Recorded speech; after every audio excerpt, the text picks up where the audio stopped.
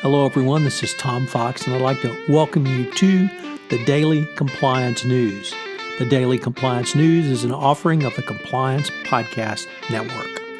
April 3, 2019, the Trial of the Century Edition. First up, the UK watchdog, the Financial Reporting Council, is going to investigate KPMG over its risk management controls, behavior of its partners, and other employees in its audit practice. This first-of-a-kind review will be conducted by A&O Consulting, which is the consulting arm of the law firm Allen & Overy, LLP. The FRC will assess whether KPMG is capable of delivering high-quality audits in the UK as a quality assessment of the FRC found that 50% of audits done by KPMG in 2018 were below standard. So another black eye for KPMG, at least internationally. Next up, the former CEO of a subsidiary of Colombia's largest banking conglomerate, Grupo Alva, was convicted of bribing state officials in the Odebrecht scandal. Jose alias Melo was convicted for his role in the 2009 bribery of Gabriel Garcia, the former vice transportation minister of the former president Uribe. Melo was not sent to jail while awaiting his sentence because he has punctually attended all court hearings, but he was barred from leaving the country. Next up, I know you'll be shocked to hear that a pharmaceutical company would pay bribes and engage in falsehoods to push opioid products, but that's what the federal government is alleging in the Innis Therapeutics lawsuit. And the article found in NPR cited to a patient who noted on his records that he was diagnosed with cancer after he was prescribed opioid products by his physician. The problem was that he had never had cancer. He had injured his back.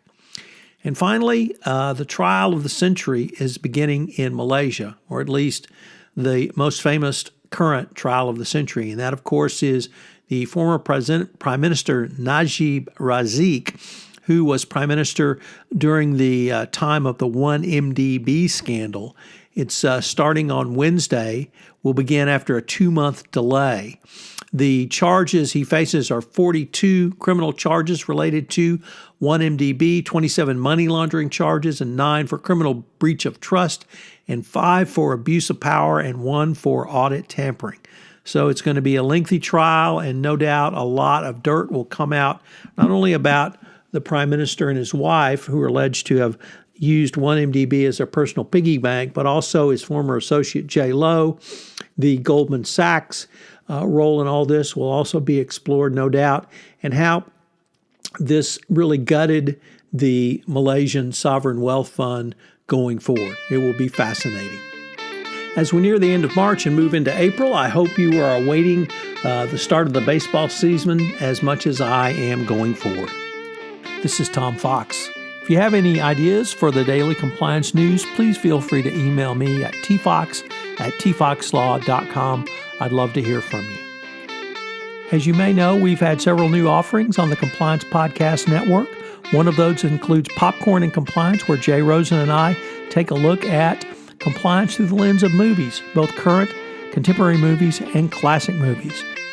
Also premiering in December. And finally, Mary Shirley and Lisa Fine have premiered their new podcast, Great Women on Compliance. I hope you will check that out. It's a great podcast series. We have several other offerings that are in production that will go live hopefully in Q1 of 2019. I hope you will check back to see the offerings on this Compliance Podcast Network.